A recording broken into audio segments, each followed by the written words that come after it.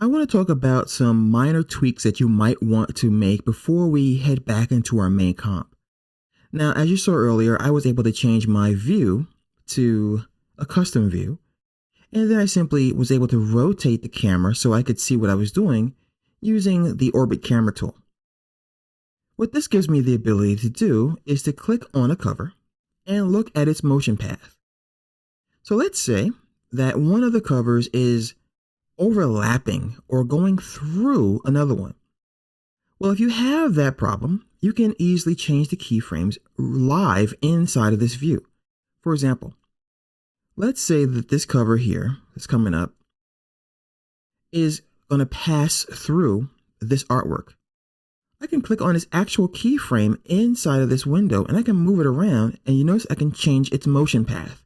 So you might find this common when you're doing animation. You may have to move things out of the way manually. You don't necessarily have to twirl open that layer to get to its keyframes, as you see here. So I can get to the position, I can move them down here, or I can change them here. All right, so having said that, let me undo all that, and I'm going to go to my final. And what I'm going to do is go to the first frame by hitting home. And now we're ready to start thinking about when this comp cover is going to actually come in. Of course, we don't want to see it right away, because we want the audio to come in first. So one thing you can do while waiting for final audio is you can time it out yourself and know when you want to place your element. So what I'm going to do is actually just read out loud that first sentence, and we'll know where to put this. But before we do that, let's go to the silhouette, hit T on our keyboard, and drop the opacity down, because we know we want it to be invisible when it first starts. So enable your stopwatch, put that invisible. Let's do the same thing for the logo.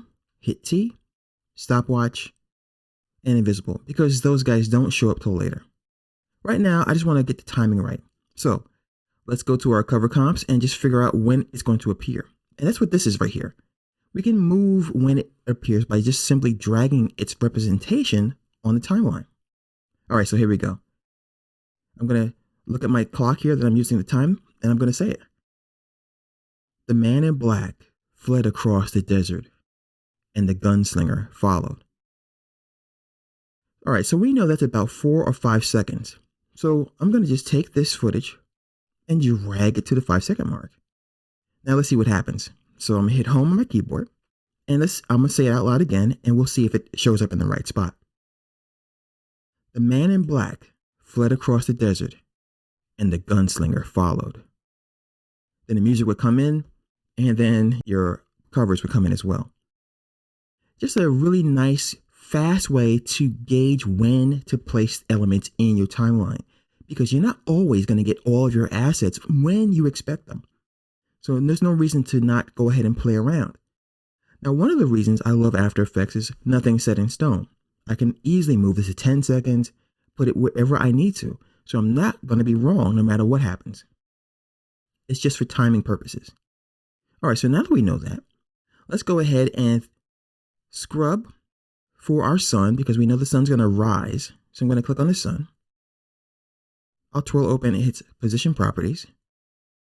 And on the first frame for the sun, I'm going to simply move him down. So let me undo that and grab the second set of numbers. And I want this to rise slowly as the animation plays back. So I can hit the end key of my keyboard if I want to snap all the way to the end. And we can then raise the position of the sun. So it will be behind the tower, like so. I'll go ahead and close that. Likewise, we want to do the same thing for when the book animation is finished. That is when the tower is going to come into view, and these are going to fade out. So we know that we need to fade out these book covers and then fade the tower in. So we'll go ahead and do that in the next part.